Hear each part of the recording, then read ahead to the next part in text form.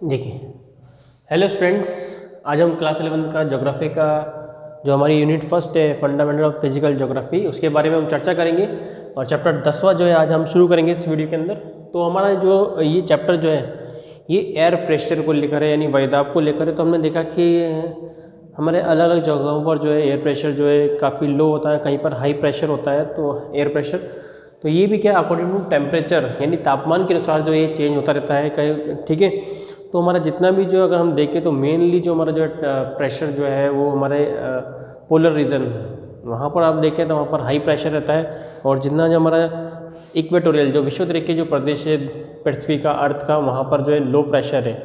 तो ये जो है एयर प्रेशर जो है टेम्परेचर तापमान से, ह्यूमिडिटी आर्द्रता से भी जो है ये इफेक्टिव यानी प्रभावित होते हैं। तो शुरुआत की जो पहला पैराग्राफ दे रखा है उसमें यही बातें जो मैंने आपको बता दी है।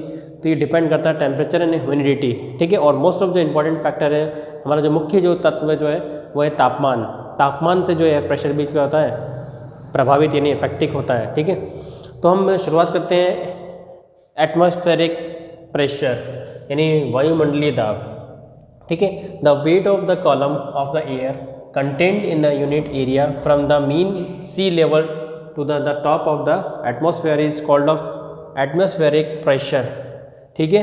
अगर हम देखें इसको कहा कि समुद्र तल की, मध्य समुद्र तल की अंतिम सीमा तक एक इकाई क्षेत्रफल के वायु स्तंभ के भार को वायुमंडलीय दाब भी कहते हैं, ठीक है। कहने का मतलब ये कि समुद्र तल की अंतिम सीमा तक एक इकाई क्षेत्रफल के वायु स्तंभ को, यानी अब क्या हम कह सकते हैं, यानी अगर हम देखें इसके अंदर तो हम इसको जो है कैलकुलेट करने का जो यदि हम देखें तो जो हमारा ये जो है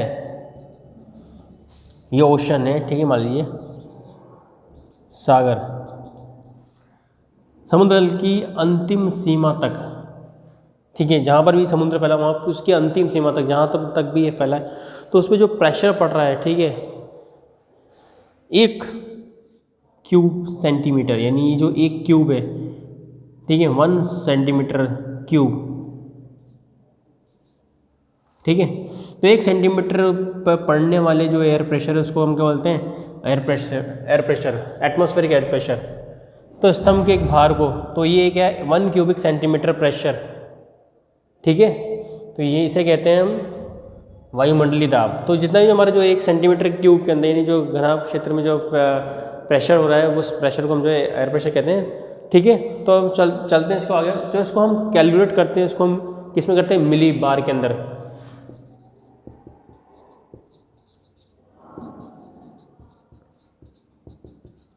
यानी हम जो है एयर प्रेशर को जो है हम मिली बार के अंदर भी कैलकुलेट करते हैं। यानी इसके अंदर जो इसका जो यूनिट जो है कैलकुलेट करने का, यानी इसको नापने की जो इकाई है वो क्या है हमारे मिली बार, ठीक है। तो यहाँ पर जो है इसके बारे में और भी चीज़ें बताई गई है, MB एंड पास्कल्स, मिली बार यानी मिली बार की या फिर पास्कल्स के इसके अंदर जो नोट कर सकते हैं। उसके बाद देखिए the widely used in kilo pascal return of PHA at the sea level of average atmospheric pressure of 1013.2 millibar or 1013.2 pascals, ठीक है। Due to the gravity air the pressure is the denser and hence has the higher pressure. Air pressure is the measured with the help of a mercury biometer or a Android barometer. Consult your book, जिसमें दे रखा है आपके book के अंदर, ठीक है। तो ये वेरिएशन चेंज हो रहा है धीरे धीरे, ये वेरिएशन चेंज हो रहा है। यदि हम देखें तो जो हमारा जो एवरेज जो है एस्ट्रोनॉटिक जो प्रेशर है वो कितना है हमारा, वो है 1013.2। ये हमारा क्या है एवरेज MB यानी मिली बार। ये हमारा एवरेज क्या है एयर प्रेशर है 1013.2 मिली बार MB, ठीक है। तो कहीं कहीं पर जो हमारा अगर हम देखें तो हमारा जो ग्रेविटी जो है इसके कारण भी इसका जो इफेक्ट कर रही है एयर प्रेशर को। उसके अलावा अगर हम देखें तो इसके कारण जो है इसी कारण जो कहीं पर वायुदाब अधिक है। तो वायुदाब नापने के लिए जो हम क्या कर रहे हैं पारद वायुदाब माप, यानी हम जो है मरकरी यानी पारे वाला जो है बैरोमीटर भी हम इस्तेमाल करें जहाँ पर ये है। फिर यहाँ पर हम निद्रव ताप में जिसे कहते हैं हम, ठीक है। तो उसके अलावा इसके जो है अलग अलग चीज़ें जो है इस पर प्रेशर डाल रही है। तो इस तरह से हमने देखा कि अलग अलग जो है हमारे पास जो है कैलकुलेट करने के जो इंस्ट्रूमेंट जो है, यानी वायु दाब को नापने के लिए जो अलग अलग जो है यंत्र जो है, जिसे निद्रव वायु दाब भी कहते हैं या पारद वायु दाब भी कहते हैं। तो इस तरह से जो अलग अलग जो यंत्र द्वारा जो है वायु दाब को नापा जाता है। उसके बाद देखिए नेक्स्ट चलते हैं हम आगे की और उसमें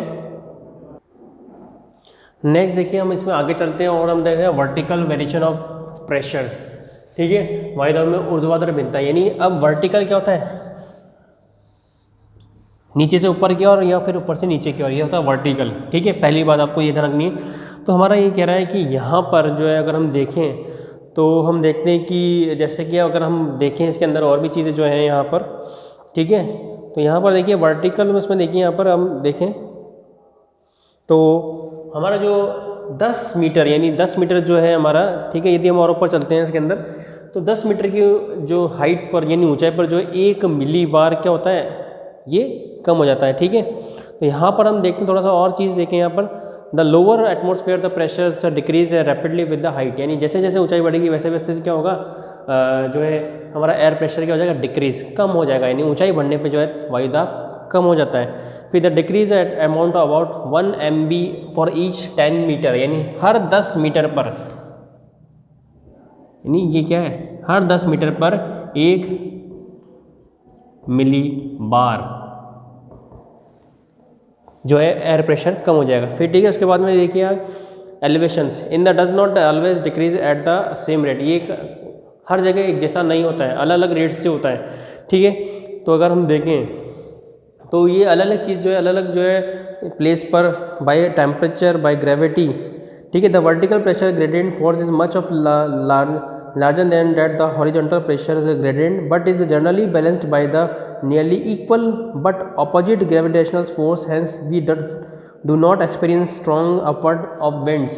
यानी कहने का मतलब ये कि यहाँ पर ये कह रहा है कि जैसे जैसे वायुदाब जो सदैव एक जैसा दर नहीं से घटता है। ठीक है, तो यदि हम देखें तो वायुमंडल में जो है वायु दाब तापमान को प्रस्तुत करती है और ऊर्ध्वाधर पर जो दाब प्रवणता, जो क्षैतिज जो है दाब प्रवणता की अपेक्षा अधिक होती है, लेकिन इसके विपरीत दिशा में जो कार्यरत जो ग्रेविटी यानी गुरुत्वाकर्षण बल जो है इसको संतुलित करता है। ठीक है, और फिर ऊर्ध्वाधर पवनें अधिक शक्तिशाली नहीं होती, यानी जो ऊपर से नीचे को जो हवाएं चल रही है क्या होता है, दे डो नॉट पावरफुल, ये शक्तिशाली नहीं होती है। तो ये था हमारा वर्टिकल वेरिएशन ऑफ प्रेशर। ठीक है, यानी हम ऊंचाई पर जाएंगे तो वैसे वैसे जो है हर 10 मीटर हर 10 मीटर में जो है 1 मिली बार जो है एयर प्रेशर वायुदाब जो है कम हो जाएगा। फिर हम नेक्स्ट देखते हैं इसके अंदर सेम चीज़ें जो वो और भी हम देखते हैं इसके अंदर क्लियर करते हैं। यहाँ पर देखिए आप, अब देखते हैं हम आगे हॉरिजॉन्टल वेरिएशन ऑफ प्रेशर, वायुदाब में क्षैतिज भिन्नताएं। ठीक है, तो इसको हम देखते हैं यहाँ पर, तो क्षैतिज क्या होता है, ये सरफेस पर या अपर लेयर ऑफ ओशन यानी जो समुद्र की ऊपरी परत है वहाँ पर कैसा एयर प्रेशर होगा उसके बारे में हम जो है स्टडी करेंगे। फिर देखिए small difference in the pressure are highly of significant in the term to the wind directions and the velocity, यानी कह रहा है पवनों की दिशा और वेग जो है संदर्भ में वायु में अल्प अंतर भी अत्यधिक महत्वपूर्ण होता है। ठीक है, तो जो हमारा जो है हमारा वेलोसिटी जो है उसके बारे में हम जो है बता रहे हैं यहाँ पर। तो वायु के क्षैतिज वितरण का अध्ययन समान अंतराल पर खींची गई समदाब वायु रेखा द्वारा भी किया जाता है। तो हमारा जो अगर हम देखें तो horizontal distribution of pressure is situated bye study by the drawing isobar. एक शब्द आया यहाँ पर आइसोबार, इसका मतलब होता है समदाब रेखाएं, आइसोबार लाइंस। ठीक है, तो इस आइसोबार लाइंस के बारे में हम क्या कर रहे हैं, इसको जो है हम कैलकुलेट भी कर रहे हैं, कैसे कर रहे हैं। अगर हम देखें तो आपका जो इस डायग्राम दे रखा है इस टॉपिक की जस्ट नीचे की ओर, तो क्या होता है कि जैसे मान लीजिए हमारा ये कुछ कॉन्टिनेंट्स हैं। ठीक है, ये कॉन्टिनेंट्स हैं। अब यहाँ पर जो हमारा जो एयर प्रेशर जो हमारा हॉरिजॉन्टल जो एयर प्रेशर है, मान लीजिए यहाँ पर 25, मान लीजिए ये यहाँ पर कर लीजिए यहाँ पर कि जो हमारा एयर प्रेशर जो है यहाँ पर कहीं कहीं पर जो है 1000, ये जो हमारा एयर प्रेशर है 1015 जो एयर प्रेशर है, इस प्रेशर वाली जो प्रेशर जो है कहाँ पर हो रहा है, इस कॉन्टिनेंट में हो रहा है, इसमें हो रहा है, यहाँ पर हो रहा है।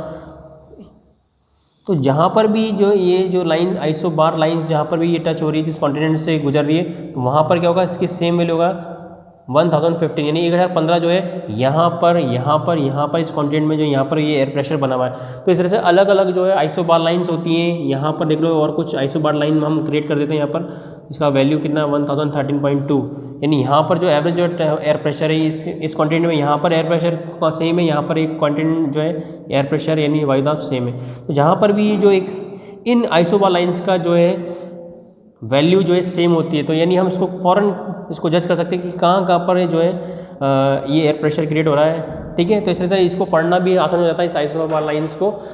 तो इस तरह से हमने देखा कि इस आइसोबार लाइंस के अंदर जहाँ पर भी ये लाइनें गुजर रही है वहाँ पर जो है इस तरह की जो है एयर प्रेशर हमको देखने को मिल रहा है। That is a horizontal variation of the pressure.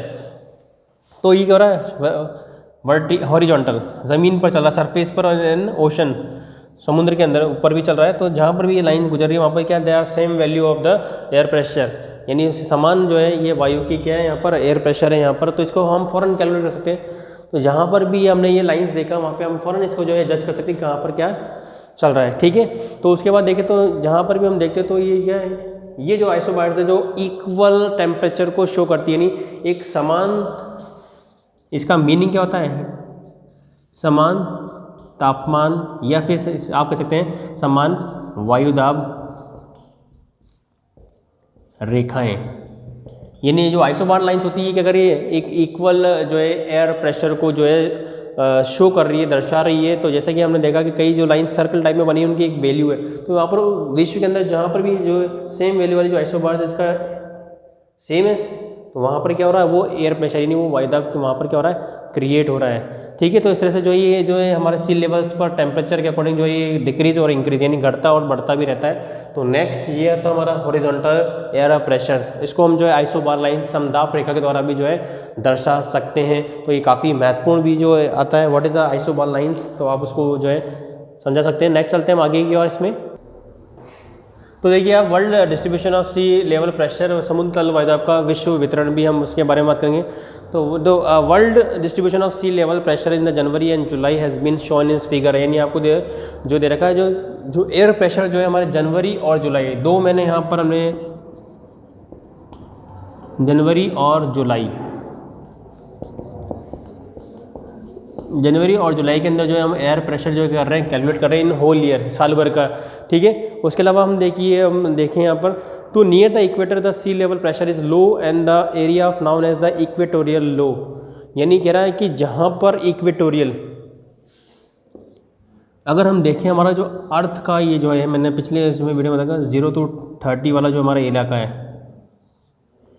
ठीक है, ये क्या है, इक्वेटोरियल, ठीक है, जोन, विषुवत रेखा, यानी 0 डिग्री वाला जो हमारा ये क्या है इक्वेटोरियल जोन। यहाँ पर क्या है, दे आर फाउंड ऑफ, यहाँ पर आपको क्या मिलेगा, लो एयर प्रेशर, यानी निम्न वायु दाब। ठीक है, क्योंकि यहाँ पर टेम्परेचर हाइयर है यहाँ पर, और सनलाइट जो सूरज की जो रोशनी जो सीधी फोकस कर रही है, तो यहाँ पर जो है लो प्रेशर आपको मिलेगा। फिर जैसे जैसे हम आगे और चलेंगे इसके अंदर, तो यहाँ पर हम देखते हैं कि 30 नॉर्थ एंड साउथ, ये नॉर्थ एंड साउथ, तो 30 हमारा नॉर्थ एंड साउथ, यहाँ पर क्या they are found of low air pressure, यानी यहाँ पे आपको जो है निम्न वायु दाब मिलेगा, और इसे विषुवत रेखीय प्रदेश भी कहते हैं। पर जैसे ही हम चलते हैं ध्रुवों की ओर 60 नॉर्थ एंड साउथ, यहाँ पर आपको क्या मिलेगा, that is a polar region, high pressure यहाँ पर क्रिएट होगा यहाँ पे। ठीक है, तो यहाँ पर हम देखते हैं धीरे धीरे यहाँ पर क्या हो रहा है, जो हमारा एयर जो है पेटी जो है वो चेंज हो रहा है। The low pressure belt are termed the sub polar lows and near the polar pressure is high in the shown is the polar high. ठीक है, तो यहाँ पर तो क्या है, जो 60 के आसपास, तो यहाँ पर तो क्या है आपके लो प्रेशर मिलेगा। पर जैसे 60 से अबाव होगा, आप 70, 80, 90 तक पहुँचेंगे, तो यहाँ पर क्या है, दे आर हाई प्रेशर, सब पोलर रीजन, ये आपका सब पोलर रीजन है, यानी उपध्रुवीय, नॉर्थ एंड साउथ।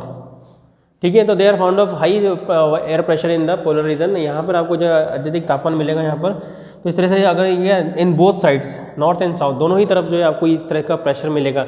तो वर्ल्ड के अकॉर्डिंग हम देखें तो हमारी अर्थ को हम यहाँ पर डिवाइड कर लेते हैं। तो अर्थ का जो 0 to 30 नॉर्थ एंड साउथ वहाँ पर, यानी पृथ्वी का जो 0 से लेकर 30 उत्तर और दक्षिण में जो भाग है वहाँ पर आपको लो प्रेशर, फिर उसका 60 के आसपास जो आपको लो प्रेशर मिलेगा। फिर उसका जस्ट अपोजिट क्या है, 60 के अबाव यदि हम 60 से ऊपर जाते हैं तो यहाँ पर they are found of high air pressure, यानी आपको उच्च वायु दाब भी यहाँ पर मिलेगा।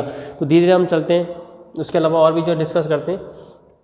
तो हमारा जो है एयर जो हमारा डायरेक्शन है एंड जो हमारा जो उसकी जो वेलोसिटी जो इफेक्ट कर रहा है वो कौन कौन से फोर्स है। दिस फोर्स देखिए आप यहाँ पर अगर हम देखें तो हमारा जो पहला जो उसको जो इफेक्ट कर रहा है वो है ग्रेविटी, अगर हम देखते हैं इस बात को, ठीक है। फिर उसके बाद टेम्परेचर, फिर उसके बाद जो अगर हम देखें हॉरिजॉन्टली हम देखें तो हमारा जो फिजिकल बैरियर भी है, या फिर हमारा जो टोपोग्राफी है वो, या हमारा जो लैंड जो है वो क्या ओशनिक है, टोटल ओशनिक है, टोटल हम देखें सॉलिड पार्ट है। तो इस पर भी क्या होता है, हमारा जो एयर प्रेशर जो है, ये विंड की जो वेलोसिटी जो डायरेक्शन जो है वो क्या दे आर अफेक्टेड, ये जो प्रभावित होती है। तो सबसे बड़ा हम देखते हैं यानी इसको हम तो जो है जो फोर्स है वो है कॉरियोलिस फोर्स, ठीक है।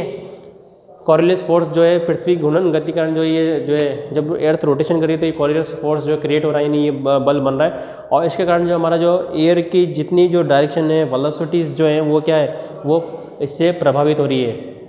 तो इस तरह से हमने देखा कि जो हमारा इस एयर डायरेक्शन एंड वेलोसिटी यानी पौने की दिशा और गति को जो प्रभावित कर रहा है वो हमारे सरफेस पर है, पृथ्वी पर है, और कॉरियोलिस फोर्स जो है इसको इफेक्टिव कर रहा है, ठीक है। फिर हम नेक्स्ट जो है वीडियो के अंदर आपको बताएंगे क्या चीज़ है। तो आज की वीडियो में इतना ही काफ़ी है, फिर मिलते हैं नेक्स्ट वीडियो के अंदर और फिर आगे वाले जो टॉपिक है हमारे उसके बारे में हम डिस्कस करेंगे। तो आज के लिए इतना काफ़ी है, सुनने के लिए धन्यवाद, थैंक यू।